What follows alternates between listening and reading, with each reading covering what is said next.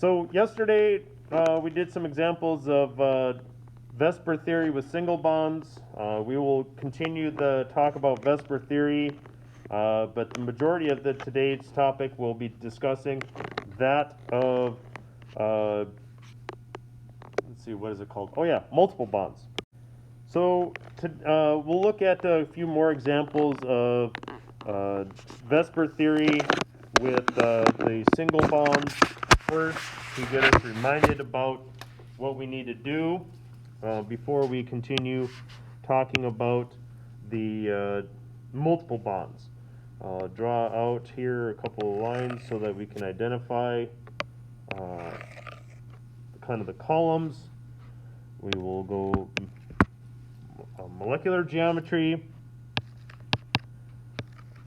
electron geometry, and then we'll have the space there provided to show what it looks like.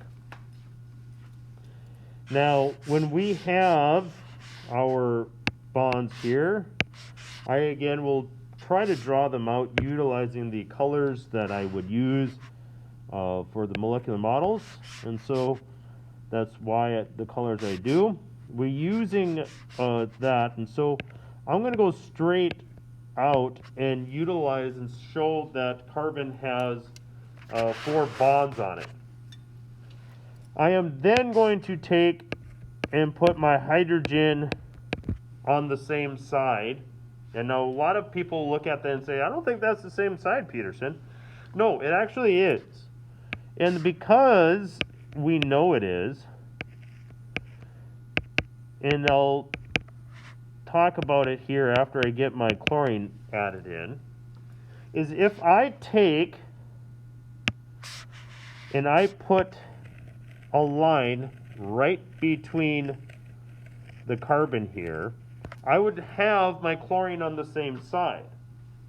However, if I went and split the carbon right here, I would have an issue because my hydrogen and my chlorine are on, hydrogen and a chlorine are on the same side. We talked about early on that we want them as symmetric as possible. When they are symmetric as possible, we want to have the elements on the same side. By cutting it here, we don't. If we cut it here, we do. If I drew my carbon and then my hydrogen, that's not going to go well. And I put it hydrogen top like this. There's no way for me to actually write or cut this carbon, no matter how I cut it, it's going to have chlorine and hydrogen on the same side. And we can't have that. Now, some people will ask the question, well, why don't you then just cut the carbon in half this way? Well, now you're cutting elements other than carbon in half, and that doesn't work. So we have to utilize that and utilize what we know about dichloromethane, and that we can cut it properly so that the chlorine are on the same side and the hydrogen are on the same side. That's going to help us out when we talk about polarity next week. So when it comes to the electron geometry, we look at the central atom, and in this case, the central atom is carbon. As is always the case, the one that bonds the most is going to be your central atom. It is tetrahedral.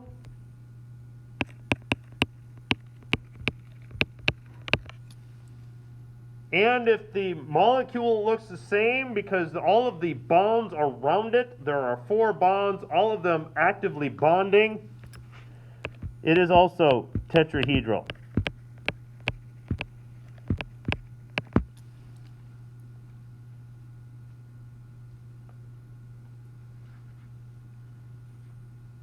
Now for the next one, ammonia, we have something else going on. We have a N right there, right? And now I'm going to draw these bonds according to VSPER theory. That's why I draw them kind of down a little bit, because it's VSPER theory. Valence shell electron pair repulsion, which means these electrons here are repelling the electrons that are actively bonding here away from them, which gives us a unique geometry in that I have around my chlorine, my nitrogen, I have 4 sets or 4 pairs, which will give me a electron geometry of tetrahedral, but only 3 of them are actively bonding. So then we have to use the other route, and that is that it is trigonal or trigonal,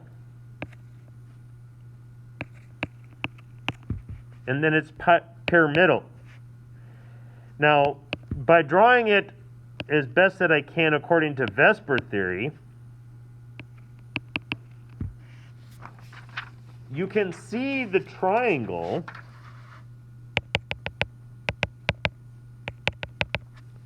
that I have, and you can kind of see the pyramid aspect as well.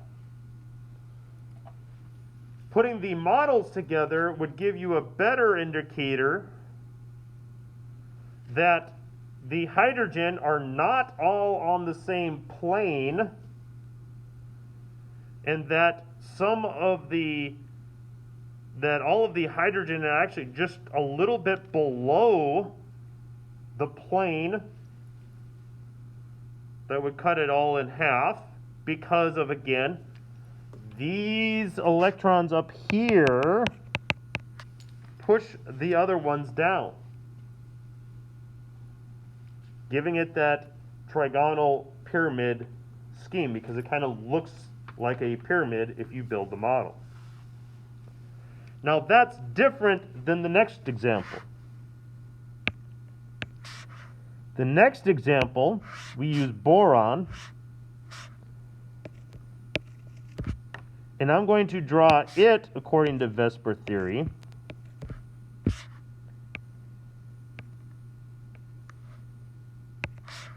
And that would give my fluorines here.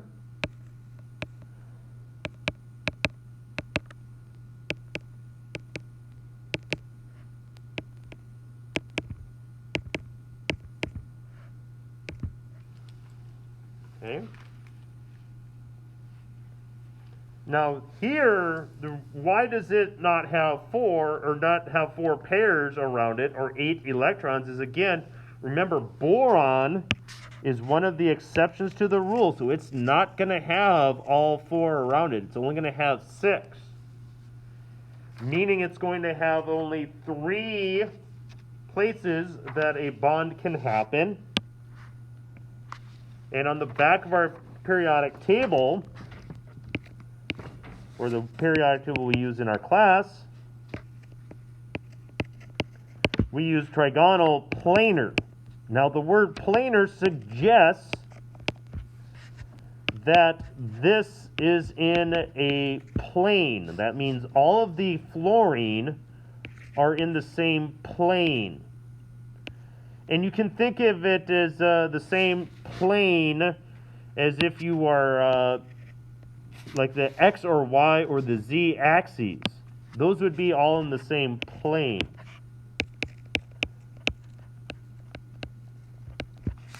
With that.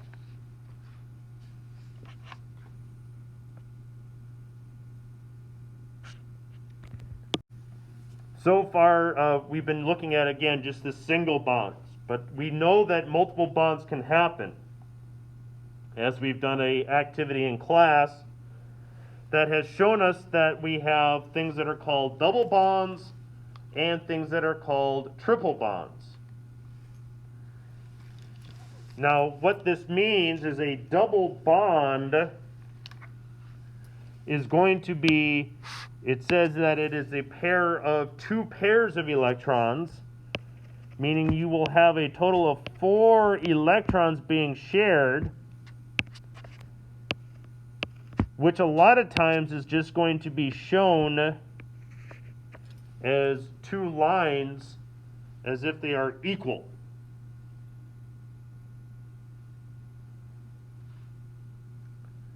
And a triple bond is going to have 6 pairs. The orientation does not really matter much, whether it be horizontal or vertical. Again, whether it be horizontal or vertical does not matter with that. A lot of times they're just going to be written out utilizing 3 horizontal lines as we would see that.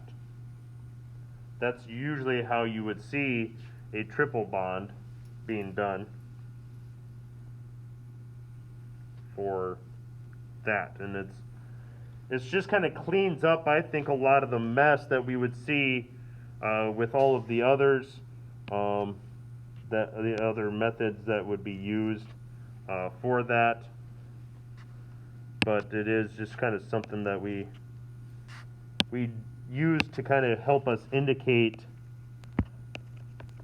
the triple bond that is present. Not very common. They are very strong, though. They are very strong. Now, some examples of multiple bonds are those oxygen and nitrogen tend to have them. In all reality, I would prefer that these dots be placed more on the x-axis instead of the y, and the non-bonding electrons for an oxygen should probably be actually at a more of a 120-degree angle, but that's beside the point. Anything that has more than one non-bonding electron or non-shared electron in a Lewis dot structure has the ability to do multiple bonds. So some things that we should have an understanding of is that carbon likes to bond 4 times. How that actually happens is any variation of triple bonds, single bonds, or double bonds, as long as it's a total of 4 times. Nitrogen likes to bond 3 times. Now, how it bonds those 3 times is any variation between double bonds, single bonds, and a triple bond. Although nitrogen can expand, so you do have to be mindful of that. Oxygen likes to bond 2 times. And that can be a variation of 2 singles or just a double. And we know that sulfur and the other ones within those groups also do that, but phosphorus and sulfur also will expand beyond that if necessary.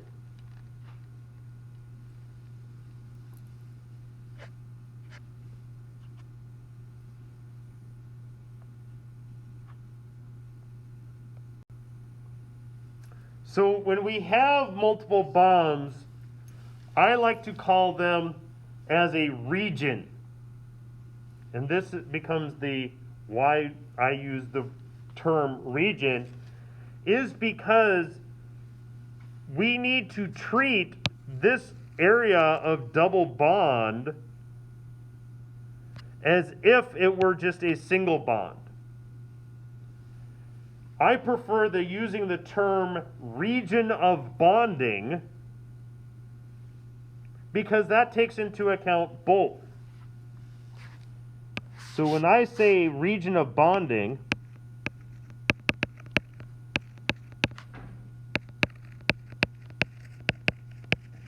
I am talking about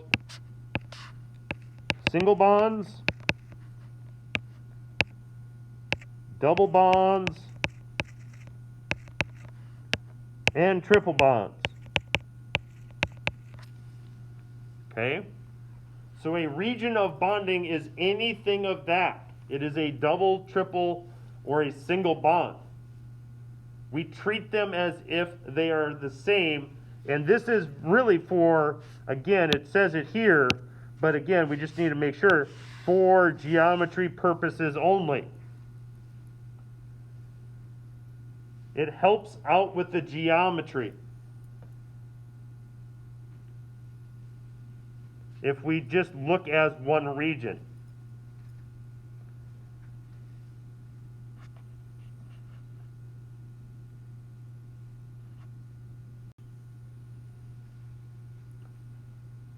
So let's do some examples.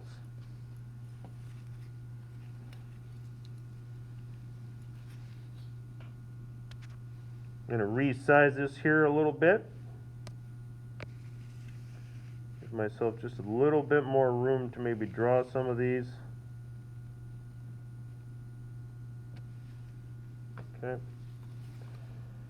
And we will still utilize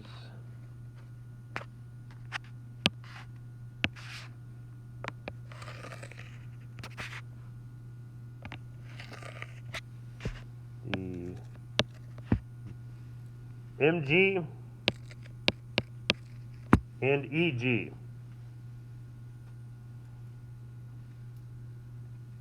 Electron geometry and molecular geometry.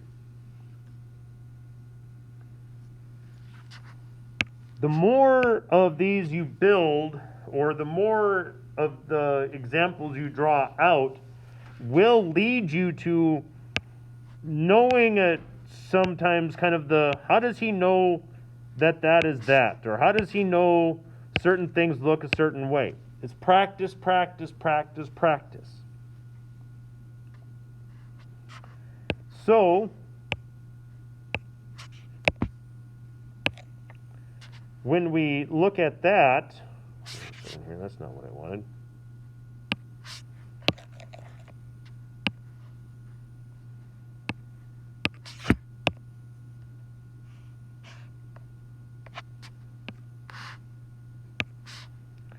We need to kind of add some things.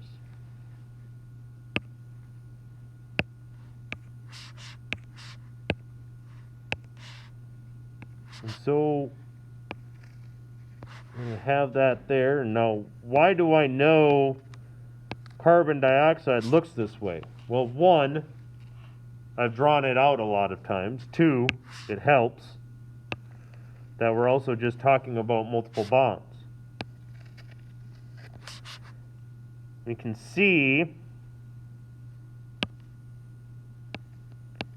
that we're also going to take and place my non-bonding pairs on oxygen there. Now when we look at the central atom, again, we are looking at just carbon in this case. So when I look at carbon, how many regions do I have around carbon? I have two regions. Both of them are double bonds. Okay? When I see that I have two regions and both of them are bonding, my only option is that it's linear and linear. Which means when I go to build things on with my molecular models, whether that be in virtual, kind of the ones that are online that are out there, or with the fun molecular model shapes that some people have and utilize as like Lincoln logs. It's what sometimes people go, oh, this is what reminds me of Lincoln logs. We can see that it is linear and that it falls in a nice line. The bond angle would be 180 degrees. For the next one, we have ethylene.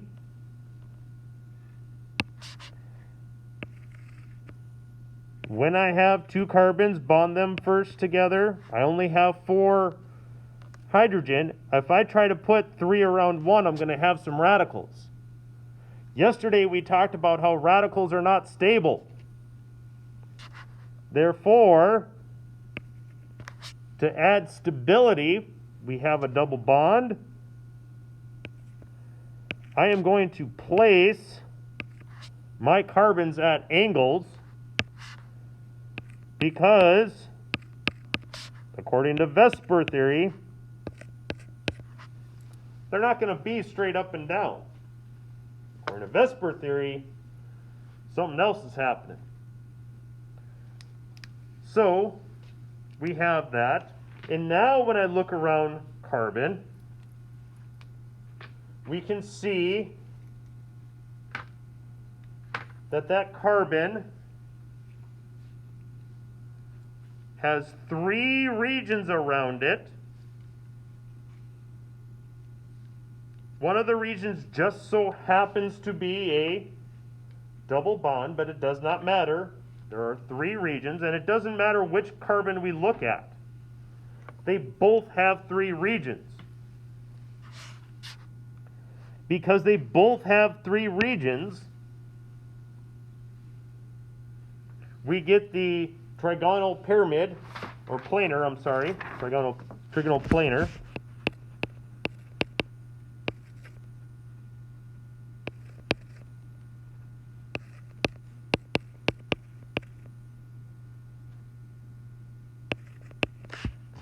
And because, again, everything is bonding, the electron geometry and the molecular geometry are the same. Maybe you're starting to see a little pattern there. I don't know. That if the electron geometry and the molecular geometry are the same, or if everything has bonds around it, the electron geometry and the molecular geometry are going to be the same. Now when we build it, we can see a little bit of the planar aspect of it. All the molecules are in the same plane.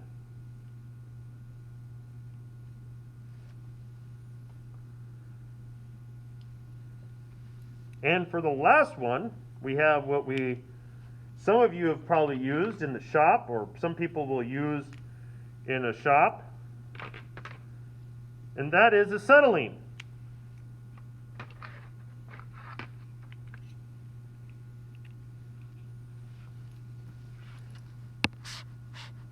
I'm going to draw this one a little bit down over here.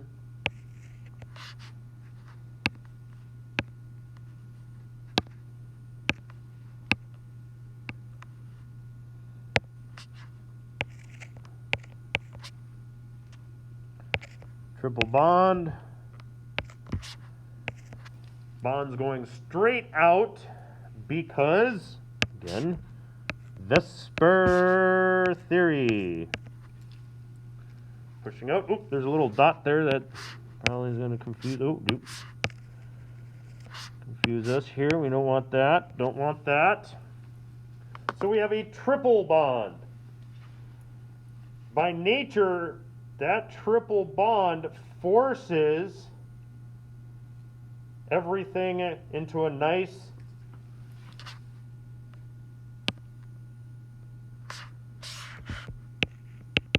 linear geometry. Again, even though I have only 2 regions around each of the carbons, even though it's a triple bond, it does not matter either way. Okay? The fact that that happens is just that.